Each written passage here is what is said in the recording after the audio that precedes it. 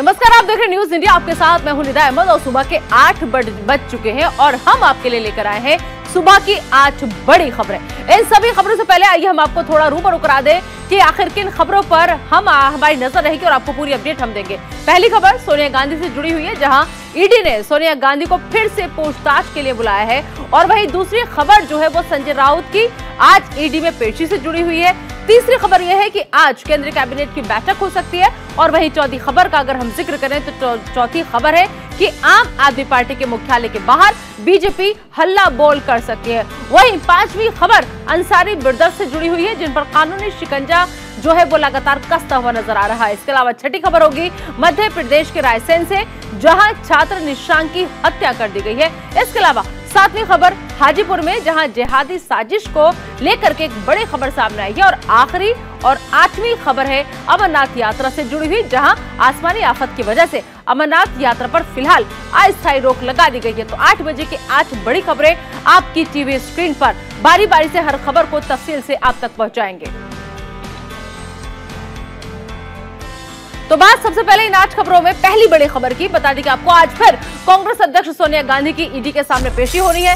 National Herald मामले को लेकर ईडी लगातार सोनिया गांधी से पूछताछ कर रही है। इससे पहले सोनिया गांधी से मंगलवार को करीब 6 घंटों तक ईडी के सवालों का आमना सामना हुआ था। और इससे पहले भी 21 जुलाई को सोनिया गांधी ने ईडी के सवालों को झेला था। मंगलवार को एक तरफ सोनिया गांधी से पूछताछ चलती रही, तो वहीं दूसरी तरफ कांग्रेस का सड़क पर जोरदार प्रदर्शन हुआ।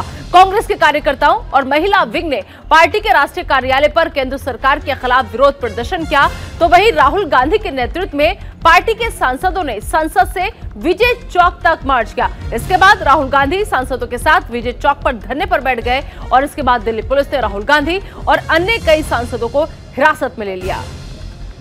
तो मंगलवार को 6 घंटे तक पूछताछ हुई थी और उसके बाद आज फिर से सोनिया गांधी जाएंगी पूछताछ के लिए। और कई सांसद ऐसे हैं जिन्हें कल हिरासत में लिया गया। सांसदों ने संसद से विजय चौक तक मार्च किया था, कई गिरफ्तारियां हुई हैं, तो कई सांसदों को हिरासत में लिया गया। लेकिन नेशनल हेराल्ड मामले में आज फिर से सोनिया गांधी से पूछताछ जो है वो होनी है। कल भी 6 घंटे तक पूछताछ चली थी और आज फिर से सवालों का सामना सोनिया गांधी को करना होगा। यानी आज फिर कांग्रेस अध्यक्ष सोनिया गांधी की ईडी के सामने पेशी होनी है।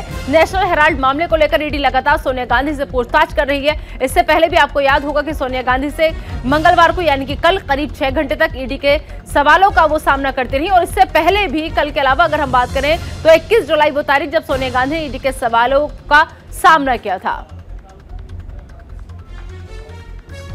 इस खबर पर ज्यादा बातचीत के लिए आइए सीधा रुख करेंगे हमारे सहयोगी रवि सर्राफ को, जो इस वक्त हमारे साथ जुड़ चुके हैं। रवि, कल भी 6 घंटे तक पूछताछ हुई और आज एक बार फिर से सोनिया गांधी जो है वो ईडी के सामने पेश होने वाली है। तो आज कांग्रेस की क्या तैयारी, क्योंकि कल जैसे कि हमने और आपने देखा कि तमाम सांसद तमाम कार्यकर्ता सड़कों पर उतरे हुए थे। बिल्कुल, देखिए आज तीसरी दिन है जब सोनिया गांधी को ईडी के समक्ष जो है पेश होना है। ऐसे में कांग्रेस पार्टी की तरफ से एक बड़ा प्रेस कॉन्फ्रेंस का आयोजन किया गया है। 10 बजे प्रेस कॉन्फ्रेंस होगा, जिसमें राजस्थान के मुख्यमंत्री अशोक गहलोत, गुलाम नबी आजाद, आनंद शर्मा शामिल रहेंगे, ये अपनी बात रखेंगे। जहां तक रही बात प्रदर्शन की, तो देखिए कांग्रेस पार्टी की तरफ से कल भी प्रदर्शन किया गया था और आज भी कांग्रेस पार्टी के जो तमाम नेता हैं वो सड़कों पर आपको नजर आएंगे। 24 अकबर रोड कांग्रेस मुख्यालय के बाहर नजर आएंगे। संसद भवन गांधी प्रतिमा के समीप भी प्रदर्शन होगा। और सबसे अलग बात इस प्रदर्शन में ये है कि जितने भी पुराने नेता थे कांग्रेस पार्टी के, जो कहीं ना कहीं गुट बनाए हुए थे और नजर नहीं आते थे, वो तमाम नेता अब नजर आ रहे हैं। गुलाम नबी आजाद, आनंद शर्मा, G23 एक ग्रुप बन गया था जिसमें तमाम ये नेता शामिल थे, पर अब कहीं ना कहीं नाराजगी दूर हो चुकी है, क्योंकि ये तमाम लोग सोनिया गांधी को मानते हैं। और ऐसे में सोनिया गांधी से जब पूछताछ हो रही है तो ये तमाम नेता अब सामने आ रहे हैं, अपना विरोध जता रहे हैं। और आज बहुत दिनों के बाद ये तमाम नेता प्रेस कॉन्फ्रेंस करते हुए एक साथ नजर आएंगे। रवि, जिस तरीके से हमने देखा अजय माकन को सुना था कल हमने, वो लगातार कांग्रेस की तरफ से ये आरोप लगाया जा रहा है कि वो मामला जिसमें क्लीन चिट जो थी वो सोनिया गांधी को दे दी गई थी, लेकिन अचानक से उस मामले को फिर से उठाया जा रहा है, फिर से कुरेदा जा रहा है तमाम चीजों को। तो कहीं ना कहीं ईडी के दुरुपयोग का आरोप भी बीजेपी पर लग रहा है।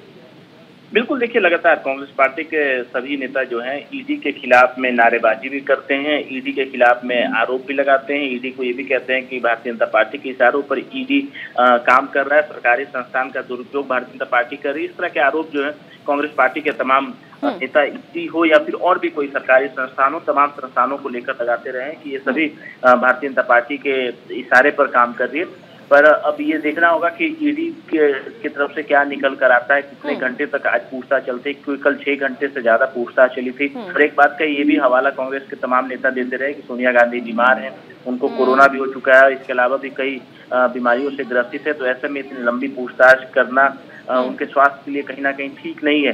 पर अगर जहां तक प्रदर्शन की बात करें, तैयारियों की बात करें, तो कांग्रेस पार्टी की तरफ से सत्याग्रह करने की तैयारी है। संसद भवन में भी कांग्रेस पार्टी के नेता गांधी प्रतिमा के समीप अपनी बात रखेंगे उसके बाद 24 रोड के बाद।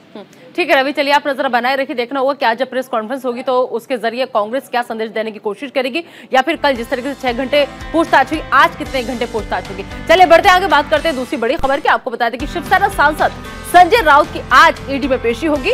राउत से मनी लॉन्ड्रिंग मामले में ईडी पूछताछ करेगी। बताया जा रहा है कि इससे पहले संजय राउत दिल्ली में संसद सत्र का हवाला देकर ईडी के सामने पेश नहीं हुए थे, जिसके बाद ईडी ने फिर से संजय राउत को समन भेजकर आज पेश होने का आदेश दिया है। इससे पहले संजय राउत ने कुछ भी गलत करने से इनकार किया है और आरोप ये लगाया है कि राजनीतिक प्रतिशोध के तहत उन्हें निशाना बनाया जा रहा है।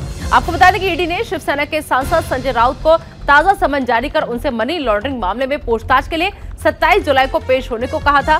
सूत्रों से ने यह बताया कि संजय राउत सत्र का हवाला देकर बुधवार को केंद्रीय एजेंसी के समक्ष पेश नहीं हुए। राज्यसभा सदस्य के वकील मुंबई में ईडी के अधिकारियों से मिले और लिखित अनुरोध देकर राउत के लिए अगस्त के पहले सप्ताह में पेशी का अनुरोध किया। इलेक्ट्रॉनिक्स डिवाइस पर अमेजॉन पर शानदार ऑफर। सूत्रों ने बताया कि संजय राउत ने इससे पहले दिल्ली में संसद सत्र में भाग लेने का हवाला देकर बुधवार को मुंबई में ईडी कार्यालय में पेश होने में असमर्थता जताई थी। ईडी ने हालांकि राउत को महज 1 हफ्ते के तहत ही वक्त जो था वो दिया था और अधिकारियों के अनुसार उनसे 27 जुलाई को संघीय जांच एजेंसी के समक्ष पेश होने को कहा गया है। तो अब देखना होगा कि पहले 10 घंटे की पूछताछ हुई थी ईडी में सांसद संजय राउत की आज पेशी है और अब इस मनी लॉन्ड्रिंग मामले में दरअसल उनको समन जो है वो भेजा गया है।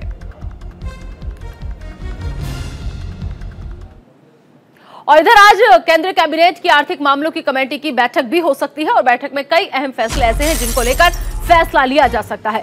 दिल्ली में करीब 1 बजे से ये बैठक शुरू होगी। बता दें आपको कि काफी अहम बैठक की मानी जा रही है, क्योंकि 1 बजे का वक्त जो है वो इस बैठक के लिए मुकर्रर किया गया है। 1 बजे दिल्ली में करीब ये बैठक होनी है, लेकिन कई अहम फैसले ऐसे हैं जिन पर कयास ये लगाए जा रहे हैं कि इस बैठक के जरिए कई अहम प्रस्तावों पर मोहर लग सकती है। कई अहम फैसले ऐसे हैं जो लिए जा सकते हैं। तो सीसीईए की आज कैबिनेट की अहम बैठक जो है वो होने जा रही है और दिल्ली में करीब 1 बजे ये बैठक होगी। इस बैठक पर सबकी नजरें, क्योंकि कहा यह जा रहा है कि कई अहम फैसलों पर आज इस बैठक के दौरान चर्चा जो है वो बीजेपी कर सकते हैं। इसके अलावा कई अहम फैसले भी ऐसे हैं जिन पर आज चर्चा मुमकिन है। आज बीजेपी दिल्ली सरकार की नई शराब नीति में हुए घोटाले के विरोध में भी प्रदर्शन करेगी। बताया जा रहा है कि घोटाले को लेकर बीजेपी दिल्ली के उप मुख्यमंत्री मनीष सिसोदिया की बर्खास्तगी की मांग कर रही है, जिसे लेकर सुबह 10 बजे आम आदमी पार्टी के मुख्यालय पर बीजेपी जो है वो प्रदर्शन करने की तैयारी में है। तो बीजेपी की सिसोदिया को बर्खास्त करने की मांग लगातार है। बीजेपी लगातार सिसोदिया को बर्खास्त करने की मांग जो है वो कर रही है। मनीष सिसोदिया की बर्खास्तगी की मांग ये बीजेपी कर रही है और आज एक बार फिर से नई शराब नीति में घोटाले को लेकर प्रदर्शन करने की तैयारी में बीजेपी है और सुबह 10 बजे प्रदर्शन करेगी बीजेपी। आपको बताने के लगातार आम आदमी पार्टी पर हमलावर है बीजेपी और लगातार बीजेपी जो है वो आम आदमी पार्टी को घेर रही है आप कार्यनीति को लेकर।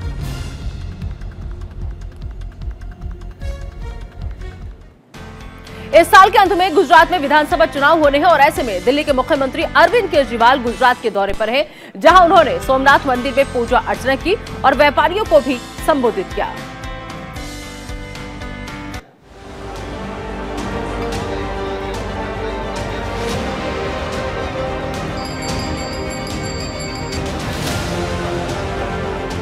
दिल्ली के मुख्यमंत्री अरविंद केजरीवाल गुजरात दौरे पर हैं, जहां लोगों ने उन्हें एक अलग अंदाज में देखा। दरअसल दिल्ली के सीएम केजरीवाल सोमनाथ मंदिर में बाबा भोलेनाथ के दर्शन करने के लिए पहुंचे थे। इस दौरान केजरीवाल ने मंदिर में भगवान को चढ़ाने के लिए फूल खरीदे और उसकी टोकरी अपने सिर पर खुद रखकर मंदिर के अंदर गए, जिसके बाद उन्होंने मंदिर के सामने बने स्थान पर जल चढ़ाया और भगवान शिव के हाथ जोड़कर प्रार्थना की। इस दौरान अरविंद केजरीवाल को मंदिर प्रशासन ने बाबा सोमनाथ की एक बड़ी तस्वीर भी भेंट की। वहीं पूजा अर्चना के दौरान केजरीवाल के ललाट पर त्रिपुंड और गले में रुद्राक्ष की माला थी। सोमनाथ मंदिर में दर्शन करने के बाद अरविंद केजरीवाल मीडिया से मुखातिब भी हुए, जहां उन्होंने कहा कि यहां बहुत शांति मिलती है। मैंने देश की तरक्की, गुजरात की तरक्की और पूरे देशवासियों की सुख शांति के लिए प्रार्थना की है। सब लोगों की तरक्की हो, सब खुश रहें, सब लोग स्वस्थ रहें, हमारा देश दुनिया में नंबर 1 रहे। भगवान से प्रार्थना की देश की तरक्की के लिए, गुजरात की तरक्की के लिए, पूरे देशवासियों के सुख शांति के लिए, देश की सुख शांति के लिए, सब लोगों के लिए, सब लोगों की तरक्की हो, सब लोग खुश रहें हमारे देश में, सब लोग स्वस्थ रहें और देश जो है हमारा भारत देश दुनिया का नंबर 1 देश बने। जब दिल्ली के सीएम से गुजरात के बोटाद में जहरीली शराब से मौतों को लेकर सवाल किया गया तो केजरीवाल ने हाथ जोड़ते हुए कहा कि कई बार मुलाकात होगी, राजकोट में बात करेंगे। मंदिर में राजनीति की बात नहीं की जाती, यहाँ सिर्फ भक्ति के लिए आए हैं। हालांकि उन्होंने कहा कि यह बहुत दुखदाई घटना है। मैं यही कहना चाहूँगा कि ये बहुत ही दुखदाई घटना है। जो 20 से ज़्यादा लोगों की इस हादसे के अंदर मौत हुई, भगवान उनकी आत्मा को शांति दे और जो लोग अभी अस्पताल के अंदर सीरियस हालत में हैं, अपनी ज़िंदगी की जूझ रहे हैं, भगवान उन सब लोगों को बचाए और उनको जीवन प्रदान करे, ऐसी मेरी भगवान से प्रार्थना है। जिम्मेदार मानते हैं। मेरी रिक्वेस्ट है अभी यहाँ पे हम राजनीति की बात बिल्कुल नहीं करेंगे। सोमनाथ मंदिर में पूजा अर्चना के बाद सीएम अरविंद केजरीवाल राजकोट पहुंचे, जहां उन्होंने व्यापारियों के साथ बैठक की। इस दौरान उद्योगपतियों और व्यापारियों के सवाल भी सुने और टाउन हॉल कार्यक्रम में व्यापारियों को संबोधित कर बीजेपी पर जमकर निशाना साधा, जहां उन्होंने कहा कि बीजेपी के नेताओं ने व्यापारियों के साथ खूब बैठक की होंगी, लेकिन उन बैठकों के अंदर एक तरफा भाषण होता था और सुनवाई नहीं होती थी।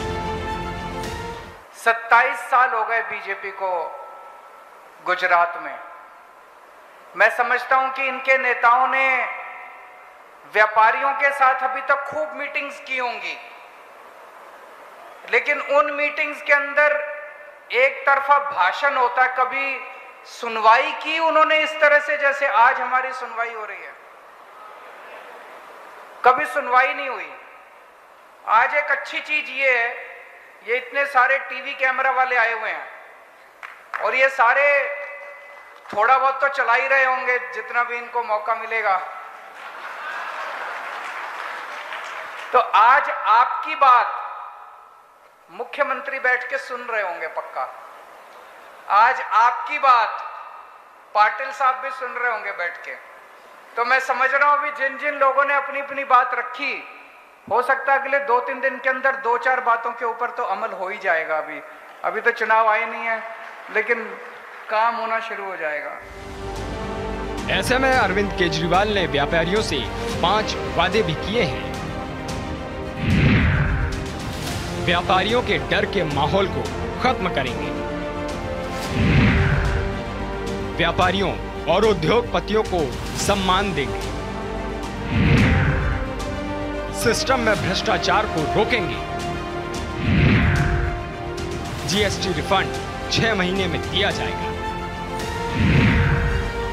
व्यापारियों और उद्योगपतियों के लिए कमेटी बनाई जाएगी। बहरहाल आपको बता दें कि 2022 के अंत में गुजरात में विधानसभा के चुनाव होने हैं। ऐसे में अरविंद केजरीवाल का ध्यान अब सौराष्ट्र क्षेत्र पर है। गुजरात की 182 विधानसभा सीटों में से करीब 50 सीटें सौराष्ट्र की हैं। अरविंद केजरीवाल ने इस महीने की शुरुआत में अहमदाबाद का दौरा भी किया था। उन्होंने तब राज्य में मुफ्त बिजली देने के वादे पर लोगों से बातचीत भी की थी। इसके बाद वादा किया कि यदि गुजरात में आम आदमी पार्टी की सत्ता आई तो हर माह 300 यूनिट बिजली मुफ्त दी जाएगी। Bureau report, news India.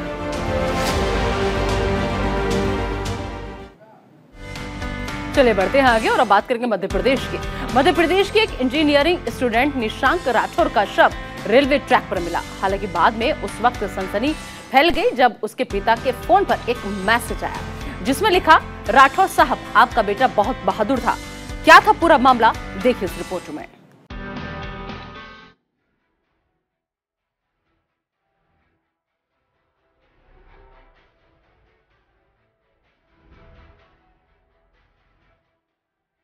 Madhya Pradesh के रायसेन में एक इंजीनियरिंग छात्र का शव रेलवे ट्रैक के पास मिलने से कई सवाल खड़े हो रहे हैं। बताया जा रहा है कि छात्र निशांक राठौर भोपाल के टीटी नगर थाना क्षेत्र के शास्त्री नगर में रहकर पढ़ाई कर रहा था। वहीं सोशल मीडिया पर कई पोस्ट आने के बाद छात्र निशांक राठौर की मौत की पहेली अब सवालों के घेरे में है। हालांकि अब तक स्पष्ट नहीं हो पाया है कि छात्र निशांक राठौर ने आत्महत्या की है या फिर किसी ने हत्या कर शव फेंक दिया था। हालांकि पुलिस इस घटना को सुसाइड केस बता रही है, लेकिन मृतक छात्र के पिता को अपने बेटे के मोबाइल से एक व्हाट्सएप मैसेज मिला, जिसके बाद हड़कंप मच गया, जिसमें लिखा गया था कि आपका बेटा बहादुर निकला। मेरे को उसका जो मैसेज आया था 5:44 पे, तब मैं घबराया कि ये किस टाइप की पोस्ट थी। सोशल मीडिया पर एक्टिव है। हत्या माना जाए, आप मानते हैं हत्या हुई उसकी? हाँ, आत्महत्या तो नहीं कर सकता वो तो। सोशल मीडिया पर एक्टिव है वो, इस तरह की पोस्ट वगैरह नहीं, वो इस टाइप की बोला कि नहीं है, वो इस तरह उसमें ही नहीं। हिंदुत्व से जुड़ी हुई है, नहीं हिंदुत्व से जुड़ी हुई है, इस तरह नहीं ऐसा कुछ नहीं है। मेरी तो हिम्मत ही नहीं हुई देखने की। फिलहाल रायसेन पुलिस इस मामले की आत्महत्या के एंगल से जांच कर रही है। मृतक के पास से कोई सुसाइड नोट नहीं मिला है। वहीं निशांक राठौर के पिता को यह विश्वास नहीं है कि उनका बेटा सुसाइड भी कर सकता है। पुलिस का कहना है कि निशांक राठौर के इंस्टाग्राम पर जिस वक्त पोस्ट शेयर हुआ था, उस समय पिता ने व्हाट्सएप पर मैसेज रिसीव किया। हाँ, इसमें जो स्क्रीनशॉट आया है उसको भी देखा गया है। पुलिस की जांच का विषय है वो स्क्रीनशॉट भी, और चूंकि मृतक से संबंधित है, मृतक के मोबाइल पे स्टेटस के रूप में स्क्रीनशॉट है, तो जब जो घटना हुई है, जो मृत्यु हुई है, उसके संबंध में साक्ष्य जब प्राप्त होगा तो उसके अनुसार ही उस स्क्रीनशॉट के संबंध में भी आगे जांच की जाएगी। अगर मृतक छात्र निशांक राठौर की बात करें तो निशांक राठौर इंजीनियरिंग कॉलेज में 5वीं सेमेस्टर का छात्र था। वह नर्मदापुरम जिले के सिवनी मालवा का रहने वाला था। यह भोपाल से करीब 120 किलोमीटर दूर है। बीटेक की पढ़ाई के लिए भोपाल में रहता था और किराए पर स्कूटर लेकर वह भोपाल से नर्मदापुरम की तरफ बढ़ा। इसी बीच निशांक ने एक पेट्रोल पंप पर तेल भी भराया, जिसकी तस्वीरें पंप के सीसीटीवी में कैद हो गईं। बहरहाल मृतक छात्र निशांक राठौर की शॉर्ट पोस्टमार्टम रिपोर्ट आ गई है। पोस्टमार्टम रिपोर्ट में ट्रेन से कटने की बात कही गई है। वहीं पुलिस के सामने अभी भी ये सवाल है कि उसके पिता और दोस्तों को किसने सिर तन से जुदा वाला मैसेज भेजा। अगर उसने सुसाइड किया है तो किन परिस्थितियों में यह कदम उठाया। न्यूज इंडिया के लिए रायसेन से शिशिर उपाध्याय की रिपोर्ट। और अब बात बाहुबली मुख्तार अंसारी के परिवार की। दरअसल मुख्तार अंसारी के परिवार पर पुलिस का शिकंजा कसता जा रहा है। बता दें कि विधायक बेटे अब्बास अंसारी के बाद पुलिस ने अब मुख्तार अंसारी की पत्नी अफसा अंसारी और दोनों सालों की तलाश तेज कर दी है। इस बीच मऊ पुलिस ने पत्नी और दोनों सालों को भगोड़ा घोषित किया।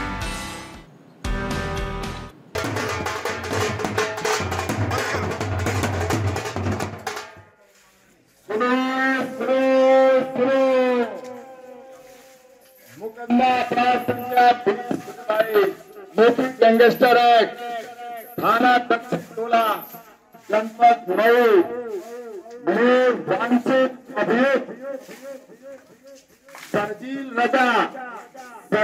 रजा उर्फ आतिफ रजा एवं अभियुक्त अनवर शहजाद पुत्रगढ़ जमशेद रजा निवासीगढ़ महरूपुर थाना महरूपुर मूल निवासी यह बदस्तूर फरार है, मुकदमे में वांछित अभियुक्त है और ये भगोड़ा साबित है। यदि ये 1 महीने के अंदर पुलिस के समक्ष या माननीय न्यायालय के समक्ष हाजिर नहीं होते हैं तो इनके विरुद्ध कुर्की की कार्रवाई और अग्रिम कार्रवाई की जाएगी। ये मुनादी हो रही है यूपी की बांदा जेल में कैद बाहुबली मुख्तार अंसारी के परिवार की, जहां पुलिस ने बड़ा एक्शन लेते हुए पत्नी और दोनों सालों को भगोड़ा घोषित कर दिया। कूट रचित दस्तावेजों के द्वारा जो एक शस्त्र लाइसेंस इनके पुत्र अब्बास अंसारी जी, जो करंट में विधायक भी हैं यहाँ से, उनके द्वारा लिया गया था, उसमें भी माननीय न्यायालय द्वारा इनके खिलाफ कई सम्मन जारी किए जाने पर इनके द्वारा उपस्थित न हुए जाने के कारण एक NBW जारी किया गया। उसी NBW के क्रम में जब इन्हें बार बार यहाँ आने के लिए जो भी चीज़ें, जो भी विधिक प्रक्रिया है उसके अंतर्गत नोटिस भेजे गए, तो इनके द्वारा उसका अनुपालन नहीं किया गया है। माननीय न्यायालय द्वारा जारी NBW की प्रक्रिया का अनुपालन न किए जाने के कारण जो भगोड़ा घोषित करने की, एब्सकॉन्डर घोषित करने की अपराधी जो होते हैं उनकी जो कार्रवाई होती है धारा 82 CRPC के तहत, उसका अनुपालन कराया गया है। मऊ के 3 थानों की पुलिस ने मुख्तार अंसारी के गाजीपुर स्थित पैतृक आवास समेत 4 ठिकानों पर छापेमारी की और नोटिस जब्ता कर दिया। मुख्तार अंसारी की पत्नी अफसा अंसारी और उनके दोनों सालों अनवर रजा और आतिफ उर्फ सरजील रजा ने मऊ के दक्षिण टोला थाने में उनके खिलाफ दर्ज गैंगस्टर एक्ट के मुकदमे में जमानत नहीं ली। ऐसी मामले में कोर्ट ने तीनों के खिलाफ गैर जमानती वारंट जारी कर दिया। कोर्ट में तय समय पर हाजिर न होने के बाद मऊ पुलिस ने तीनों के खिलाफ नोटिस जब्ता करते हुए कोर्ट में पेश होने की हिदायत दी। साथ ही आदेश की अनदेखी करने पर बड़ी कार्रवाई की चेतावनी भी दी। अगर 82 की कार्रवाई का अनुपालन इनके द्वारा नहीं किया जाता है तो अग्रिम जो भी सख्त से सख्त विधिक कार्रवाई हो सकती है वो इनके खिलाफ अनुपालन में लाई जाएगी। और यदि 83 जारी होती है तो उसमें जो कुर्की की प्रक्रिया है वो संपूर्ण तरीके से, विधिक तरीके से कराई जाएगी। तो इससे बेहतर है कि ये लोग जो पुलिस है उसके सामने आ जाएं, अरेस्ट हो जाएं और जो विधिक प्रक्रिया है उसका सम्मान करें। इतना लंबा एक आपराधिक इतिहास इस गैंग का रहा है, उसमें ये पाया जाता है कि जो भी विधिक प्रक्रिया की जितनी भी अवमानना और अपमान हो सकता है इन सभी के द्वारा किया गया है। इनसे ये आपके द्वारा अपील भी है, और अपील क्या है, एक चेतावनी भी है कि अगर इनके द्वारा अब विधिक प्रक्रिया का अनुपालन नहीं किया गया तो जो कुर्की की कार्रवाई है वो पूर्ण जितना विधिक सख्ती हो सकती है। इसके अलावा मुख्तार अंसारी के विधायक बेटे अब्बास अंसारी के खिलाफ भी लखनऊ की अदालत में फर्जी तरीके से असला ट्रांसफर करने के मामले में गैर जमानती वारंट जारी किया गया है, जिसके बाद से लखनऊ से कई टीमें बनाकर पुलिस अब्बास अंसारी की गिरफ्तारी के लिए प्रदेश के कई जिलों में छापेमारी कर रही है। कुल मिलाकर कहा जाए तो इस वक्त मुख्तार अंसारी और उनके परिवार की मुश्किलें बढ़ी हुई हैं। Bureau report, news India. Mukhtar Ansari के परिवार की मुश्किलें बढ़ी हुई है, पुलिस ने तलाश तेज कर दी है।